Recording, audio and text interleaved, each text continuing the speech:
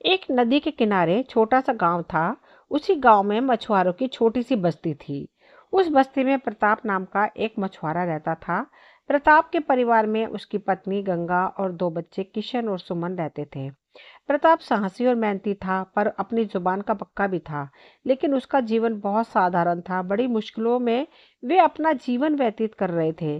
प्रताप नदी में मछलियां पकड़ता था और जो भी मछलियां उसे मिले वे जाकर पास ही के एक बाजार में बेचकर अपने घर का खर्च निकालता था।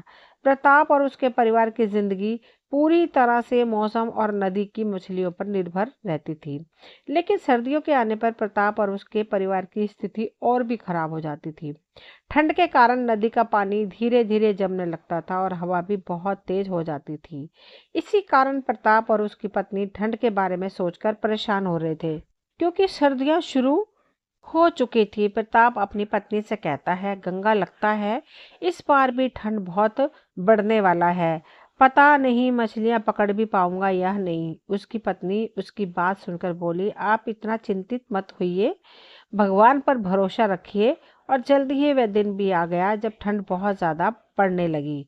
दिसंबर का महीना था और ठंड की लहर ने पूरे गांव को अपनी गिरफ्त में ले लिया था। लेकिन बेचारे प्रताप को इतनी सर्दी में भी नदी में जाकर मछलियां पकड़नी थी। अगर वह नहीं जाता तो उसे और भी उसके परिवार को भूखा रहना पड़ता।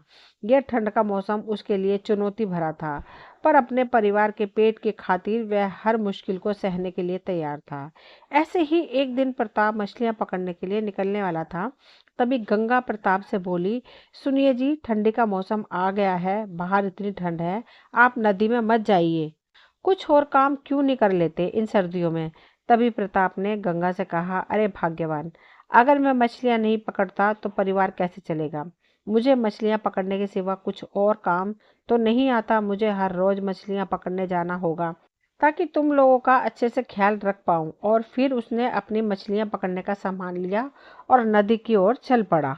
रास्ते में ठंडी हवा ने जैसे उसे चारों ओर से घेर लिया था। जब वह नदी के पास पहुंचा तो देखा कि पानी का स्तर और भी कम हो गया था और नदी के किनारे बर्फ की परत जमने लगी थी। प्रताप ने अपनी नाव नदी में डाली और जाल फेंकने का काम शुरू किया। लेकिन जैसे ही उसने जाल डाला, उसे महसूस हुआ कि उसकी उंगलियां और पैर बर्फ की तरह सख्त हो गए हैं। उसे इतनी तेज सर्दी लग रही थी कि ऐसा लगता था जैसे शरीर के हर अंग में कड़े कांटे चुभ रहे हों। ठंडी हवाएं बर्फीली हो चुकी थी और प्रताप की सांसें तक जमने लगी थी, मगर प्रताप ने हार नहीं मानी और मछलियां पकड़ने का काम जारी रखा। दिन भर जाल खींचते खींचते उसे एक भी मछली नहीं मिली। प्रताप बहुत निराश हो गया, लेकिन उसने खुद को संभालते हुए सोचा, अगर आज मछलियां नहीं मिली तो मुझे घर खाली हाथ लौटना पड़ेगा और घर पर सब लोग मुझसे उम्मीद लगाए बैठे हैं। मुझे कुछ भी कर कर मछलियां पकड़नी ही पड़ेंगी। वह जाल फेंकते खींचते थक चुका था। तभी नदी के पास एक बूढ़े साधु पहुंचे। वह साधु हर रोज नदी के किनारे बैठकर ध्यान करते थे। साधु प्रताप को बहुत देर से देख रहे थे और समझ गए कि प्रताप बहुत मेहनत कर रहा है, लेकिन मेहनत के चलते उसकी हालत बहुत खराब हो चुकी है। उसने प्रताप को पास बुलाया और कहा, बेटा, इतनी ठंड में क्यों खुद को कष्ट दे रहे हो। मछलियों के बिना जीवन नहीं रुकता। तुम्हें खुद की सेहत का ध्यान रखना चाहिए। प्रताप ने जवाब दिया, साधु बाबा, अगर मैं मछलियां नहीं पकड़ूंगा तो मेरे परिवार को भूखा रहना पड़ेगा। मेरी पकड़ी हुई मछलियां पर ही हमारी पूरी जिंदगी टिकी है। साधु ने प्रताप की बात सुनी और मुस्कुराते हुए कहा, तुम सच में बहुत मेहनती हो, लेकिन जीवन का सबसे बड़ा सुख स्वास्थ्य है। स्वास्थ्य है तो सब है बेटा। साधु की बात सुनकर प्रताप थोड़ा भावुक हो गया, लेकिन अपनी जिम्मेदारी को याद करके उसने फिर से जाल पानी में फेंक दिया। लेकिन इस बार आश्चर्यजनक रूप से जाल में कई बड़ी मछलियां फंसी हुई थी। प्रताप की आंखों में आंसू थे, क्योंकि इतनी देर मेहनत करने के बाद उसे आखिरकार मछलियां मिली। अब वह उन्हें बेचकर घर के लिए राशन ले सकता था। उसने साधु की तरफ देखा और सोचा, यह जरूर साधु महाराज की ही कृपा होगी जो मुझे इनके आते ही इतनी सारी मछलियां मिल गई।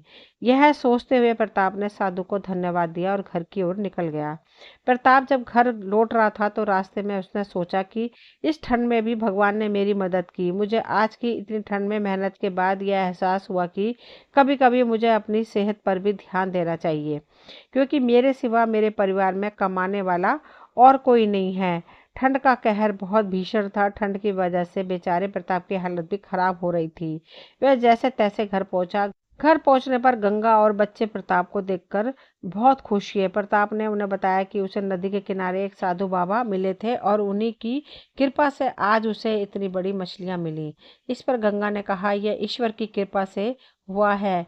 ईश्वर हम जैसे गरीबों को कभी अकेला नहीं छोड़ते। सुनिए जी, आप सही कहते थे कि मेहनत कभी बेकार नहीं जाती। उस दिन प्रताप और उसके परिवार ने गरम गरम खाने का आनंद लिया और ठंड को लेकर अपनी चिंताओं को भूल गए। प्रताप ने सोते हुए सोचा, हे भगवान, आज ही की तरह आप रोज मुझ गरीब पर कृपा करना ताकि मैं अपने परिवार का पेट पाल सकूं।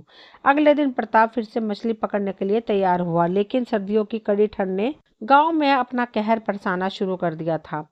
प्रताप ने पिछले दिनों सीखा था कि मेहनत और भगवान पर विश्वास रखने से कोई भी कठिनाई से बाहर निकला जा सकता है। प्रताप मछली पकड़ने के लिए जाने वाला था, लेकिन वह महसूस कर रहा था कि ठंड बहुत ज्यादा बढ़ने लगी है और इतनी ठंड में मेरे लिए नदी में मछलियां पकड़ने जाना खतरा भी हो सकता है। कुछ देर बाद प्रताप बिना ठंड की परवाह किए अपने परिवार की खातिर मछली पकड़ने के लिए तैयार हो गया।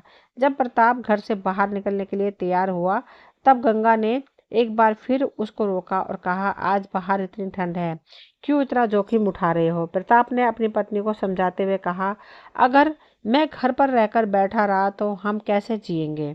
यह ठंड चाहे जैसी भी हो, मुझे तो अपनी जिम्मेदारियां निभानी ही पड़ेंगी ना। गंगा के चेहरे पर चिंता के भाव नजर आ रहे थे। फिर प्रताप ने अपनी पत्नी की चिंता को समझा, लेकिन उसने अपना निर्णय नहीं बदला और प्रताप आत्मविश्वास से बोला, अरे तुम चिंता क्यों करती हो? मेहनत और ईमानदारी से किया गया काम कभी व्यर्थ नहीं जाता। भगवान हमारी मदद जरूर करेंगे। इतना कहकर प्रताप अपनी जरूरत का सामान लेकर नदी की ओर बढ़ गया। रास्ते में उसे बर्फीली हवाओं का सामना करना पड़ा। इतनी तेज हवा में प्रताप की सांसें जैसे ही बाहर निकलती बर्फ की तरह जमने लगती।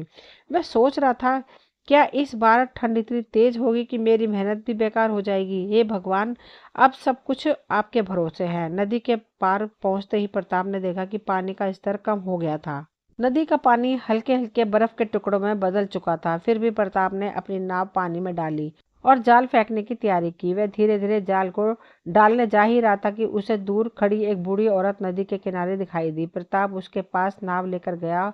उस बूढ़ी औरत को गौर से देखा और पाया कि बूढ़ी औरत ठंड से कांप रही थी। उसकी आंखों में बहुत गहरी उदासी और थकान थी। प्रताप उसकी ओर बढ़ा और उसकी मदद करने के लिए पूछा, माँ जी, क्या आप ठीक हैं? आप इतनी ठंड में यहाँ क्यों खड़ी हुई हैं? बूढ़ी औरत ने बहुत ही धीमी आवाज में कहा, बेटा, मैं बहुत थक गई हूँ। मेरा घर नदी के दूसरे किनारे के पास है और इस ठंड में मैं वहां नहीं जा सकती। प्रताप ने बूढ़ी औरत की हालत देखकर बिना कोई समय गवाए उसे अपनी नाव में बैठने के लिए कहा। उनकी हालत देखकर प्रताप को एहसास हुआ कि उसे तुरंत बूढ़ी औरत की मदद करनी चाहिए। प्रताप ने सोचा, अगर इस बूढ़ी औरत की सही समय पर मदद नहीं की तो शायद ये बूढ़ी औरत मर भी सकती है। प्रताप ने बूढ़ी औरत को नाव में बिठाया और कहा, माँ जी, आप चिंता मत कीजिए, मैं आपको नदी पार करा दूंगा। आप आराम से बैठ जाइए। प्रताप बूढ़ी औरत को यह बोल के नदी पार कराने ले गया और साथ ही वह दुखी मन से सोचने लगा, हे भगवान, इस बूढ़ी औरत को भी मदद की जरूरत है और इधर कुछ समय के बाद शाम भी हो जाएगी और मैंने अभी तक एक भी मछली नहीं पकड़ी। पता नहीं आज का गुजारा कैसे होगा। यही सब सोच सोच के प्रताप धीरे धीरे अपनी नाव को नदी के पार ले जाने की कोशिश करने लगा। कुछ देर बाद जब वह नदी के दूसरे किनारे पर पहुंचा, बूढ़ी औरत ने उसे धन्यवाद दिया। बेटा, तुमने मेरी जान बचाई है। इस ठंड में किसी ने मेरी मदद नहीं की थी। थोड़ी ही दूर मेरा घर है, मैं अब खुद चली जाऊंगी। तुम्हारी मदद से मुझे एहसास हुआ कि अच्छाई अब भी इस दुनिया में जिंदा है। प्रताप ने मुस्कुराते हुए कहा, अरे माँ जी, आपको शुक्रिया कहने की कोई जरूरत नहीं, यह तो मेरा फर्ज है। हमें सबकी मदद करनी चाहिए, यही तो इंसानियत है। उस बूढ़ी औरत ने जाने के बाद प्रताप ने नाव से ही मछलियों का जाल पानी में डालने की सोची। लेकिन अब दिन ढलने को आ गया था और ठंड भी बढ़ रही थी। प्रताप बेचारा उदास हो गया और मन ही मन सोचने लगा, हे भगवान, अब मैं क्या करूं? घर का राशन भी खत्म होने को है और लगता है आज कुछ भी कमाई नहीं होगी। मैंने तो एक भी मछली नहीं पकड़ी। बेचारा प्रताप उदास मन से खाली हाथ घर की ओर निकला। जब प्रताप घर पहुंचा तो गंगा और बच्चे उसे देखकर खुश हो गए। प्रताप का उदास चेहरा देखकर गंगा समझ गई कि आज प्रताप खाली हाथ लौटा। गंगा तुरंत प्रताप से बोली, आप क्यों इतना उदास चेहरा बना रहे हो, अभी घर का राशन खत्म नहीं हुआ है, हम जैसे तैसे आज की रात निकाल लेंगे। यह बात सुनकर प्रताप को थोड़ी राहत मिली। प्रताप ने गंगा को सारी बात बताई कि उसने आज पूरा दिन क्या किया और आज उसे खाली हाथ क्यों लौटना पड़ा। गंगा ने कहा, आपने बहुत अच्छा किया, आपकी मदद से उस बेचारी बूढ़ी औरत की जिंदगी बच गई। ऐसे ही कुछ दिन बीत जाने के बाद एक दिन सुबह जब प्रताप और उसकी पत्नी नींद से उठे तो उन्होंने देखा कि वे बहुत जोर की बारिश हो रही थी। बारिश के कारण ठंड जैसे दो गुना बढ़ गया हो। दोनों बारिश का देखकर थोड़े निराश जैसे लग रहे थे। तभी प्रताप उदासी भरे स्वर में बोला, भाग्यवान, ये सब क्या हो रहा है हमारे साथ? हर दिन हमारी समस्या बढ़ती ही जा रही है। इतनी मुश्किल क्या कम थी जो आज बारिश भी हो गई। अब इतनी ठंड में मैं कैसे मछलियां पकड़ने जाऊंगा? कल तो जैसे तैसे मैंने कुछ इंतजाम किया था, लेकिन आज मैं क्या करूं? गंगा प्रताप की बातें सुनकर थोड़ी भावुक हो जाती है और कहती है, आप यूं उदास मत होइए, भगवान पर भरोसा रखिए। ऐसे ही दोनों उदासी भरे मन से एक दूसरे से बात कर रहे थे और पूरा दिन बारिश होती रहती है और शाम भी होने को है। तभी वहीं साधु महाराज बारिश से बचने के लिए उनकी चौखट पर आ गए और फिर साधु ने उन दोनों से रात बिताने के लिए आश्रय मांगा। बच्चों, क्या मैं आज की रात यहाँ रुक सकता हूँ?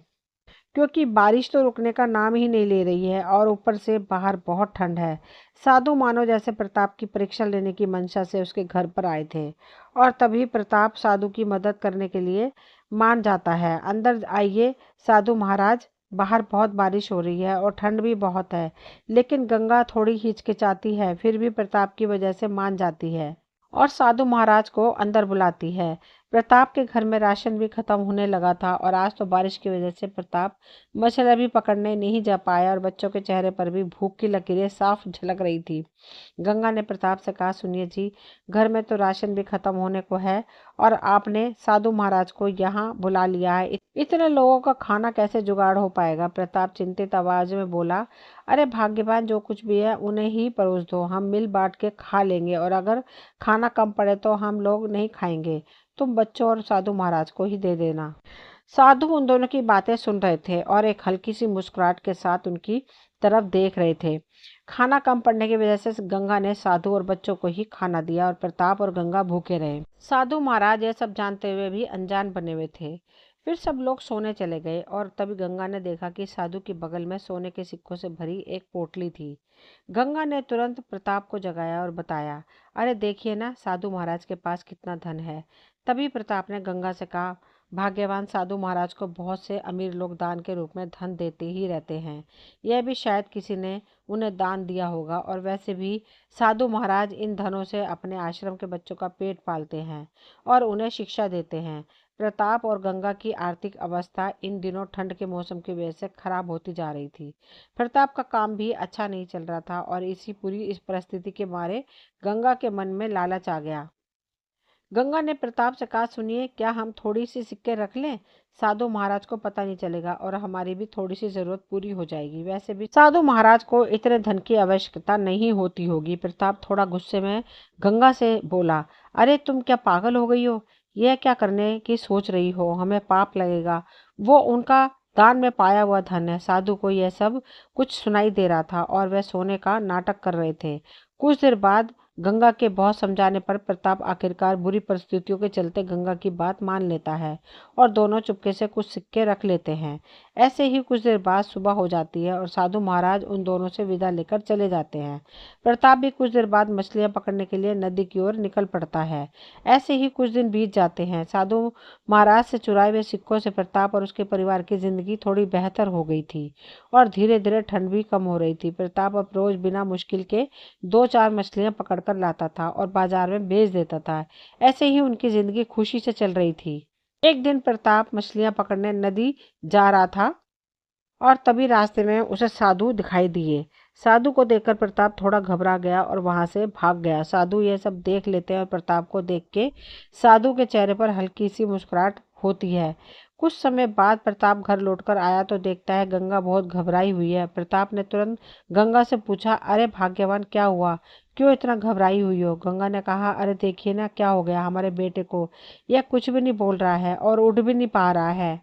प्रताप का बेटा किशन बहुत बीमार था और वह बिस्तर पर लेटा हुआ था, कुछ भी नहीं बोल रहा था। तभी गंगा बोली, आप जल्दी जाइए ना, वैद्य जी को बुला कर लाइए। प्रताप दौड़ते हुए वैद्य जी को बुला कर लाता है और वैद्य जी किशन को देखकर बोलते हैं, अरे प्रताप, यह बहुत बीमार है, इसका इलाज यहाँ नहीं हो पाएगा, उसको जल्दी से शहर ले जाओ। इलाज के लिए मुझे तो इसकी बीमारी ठीक से समझ नहीं आ पा रही है।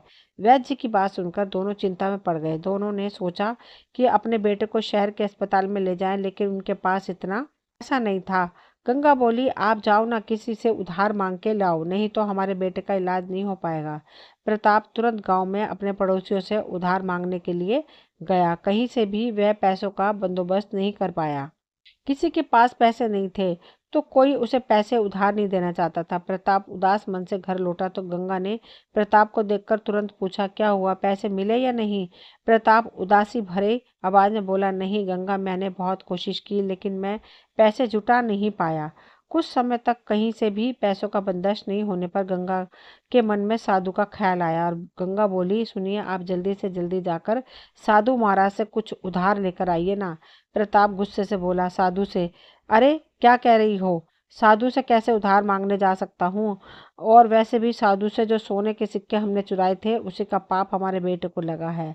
वह कहते हैं ना, माँ बाप के पाप बच्चों को लगते हैं। दोनों ये सोचते हुए हताश हो गए और उन्होंने अपने बेटे की ओर देखा। अपने बेटे की हालत देखकर उनसे रहा नहीं गया और फिर कुछ समय बाद दोनों आपस में बात करके साधु महाराज से उधारी मांगने के लिए निकल गए।